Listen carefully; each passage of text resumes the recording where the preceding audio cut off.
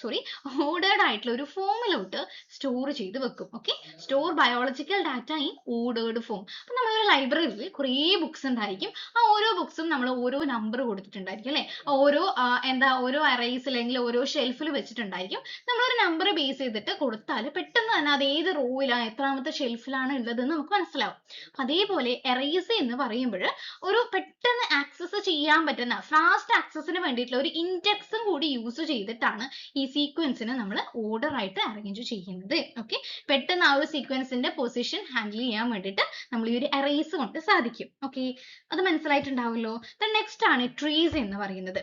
Trees എന്ന് പറയുമ്പോൾ evolutionary relationship അല്ലെങ്കിൽ ഫൈലോജനി, ഒരു ഓർഗാനിസത്തിന്റെ കോമൺ ആൻസസ്ട്രി റെപ്രസെന്റ് ചെയ്യാൻ ഫൈലോജനറ്റിക് അനാലിസിസിനൊക്കെയാണ് യൂസ് ചെയ്യുന്നത്.